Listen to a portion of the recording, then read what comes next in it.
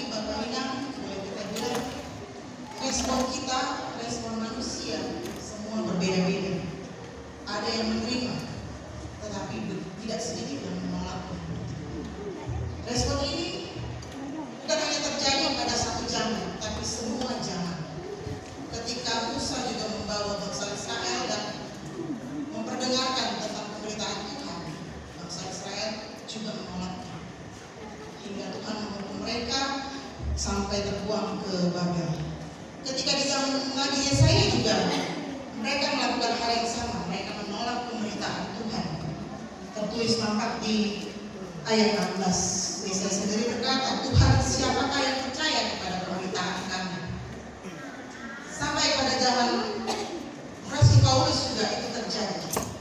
Boleh dibilang juga ketika firman Tuhan diberitakan di tanah Batak, bahkan di tanah Simalungun, ketika Nomensen tiba di Indonesia, tiba di tanah Batak, tidak serta-merta mereka diterima.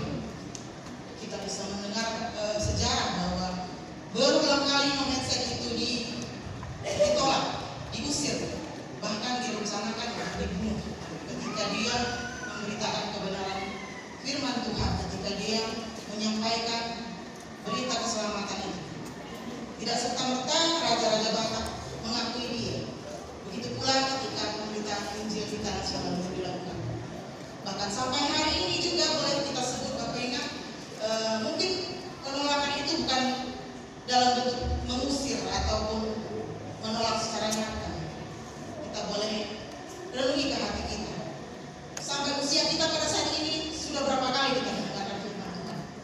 Mulai dari kita kecil sekolah minggu, nama Boso, sampai kita jadi bapak dan jadi inang. Sudah berapa, boleh dibilang saya rasa tidak terhitung kita mendengarkan firman Tuhan. Tapi apakah firman itu kita hidupi dalam kehidupan kita sehari-hari? Itu boleh kita jawab dalam hati kita masing-masing. Walaupun ditolak, firman Tuhan tetap harus diberitakan. Itu tertulis supaya apa?